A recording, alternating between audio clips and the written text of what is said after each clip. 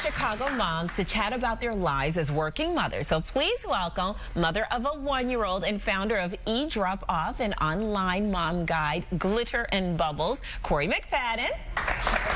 Also, Monica Royer, mother of a little girl and founder of the children's clothing line, Monica and Andy. Give it up for her. And also, Rachel Gilman-Rischel. Did I say that right? Yes. Yay! Yes. Mother of 1-year-old twins. Twins, you guys. And a director at Brendan Sodakov's Hog Salt Hospitality. Mouthful. Say that 3 times fast. Hi, ladies. Hello. Thank you for being here. Okay, Corey, we're going to start with you. Okay, tell me about your Zelda, right? Yes. 1. She just turned 1 in July.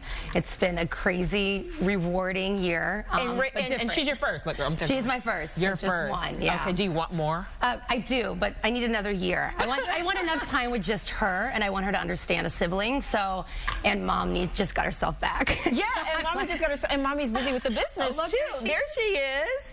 And then, okay, and what is the craziest thing? Hi, Zelda. What's the craziest thing you've ever done as a mom?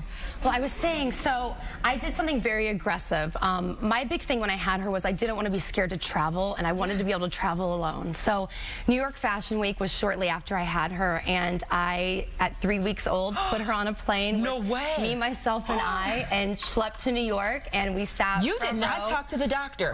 Well, you know that you get on that high of like those hormones. They get a little crazy, and I was on that like I can do it, like super mom, and I'm glad I did because it taught me early on that I could do it alone and I could travel and I didn't need to be scared. And we've had a great time, and we've been on about 20 flights. In a year? In a year, and she's been perfect on all of them, so fingers crossed. And Monica, I got to get the update on your daughter. How old is she now? She's 4 going on 16. 4 going on, that's fun. Good luck to you.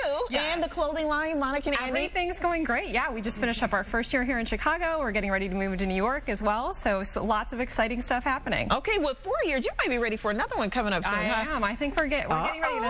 The clothing line's my 2nd baby, so this will be my 3rd when I have the next one. Exactly. Okay, and then Rachel, you are a new mom of 1-year-old twins. Tell us about the twins. They're amazing. They're exhilarating. They're terrifying. They are so much work. It's like a hurricane and a tornado. Okay, wait. 2 boys, 2 girls. 2 super fraternal girls. They could not be more different. Oh, look at them. Yes. They're so how do you tell their personalities apart? Oh, one's a diva. Oh, already? Shira, the one that I'm holding, literally flourishes with attention. She just wants to have the spotlight. And Kayla wants food, and she wants her parents, and she likes to be a little more chill. They came out with different personalities. That is so. I'm always intrigued by moms with twins because it's like you do want to know how can you tell, what are their personalities, and just how do you figure it all out. With the nature-nurture thing, like we're raising them the exact same, and clearly they have different attitudes, personalities, and interests. Listen, let me tell you, as the one mother up here of 13 and 8-year-old soon to be, it gets better with time. So let's get to our questions. So we have asked our viewers to send us their toughest mommy questions, and so it's our job in exchange for some expert advice from the Mommy Chat panelists. So here's a letter from a Windy City Live mom. She says, my husband and I have 2 kids, ages 5 and 3. I recently went back to work and feel terrible about leaving my kids. I'm constantly on call, responding to urgent messages when I get home.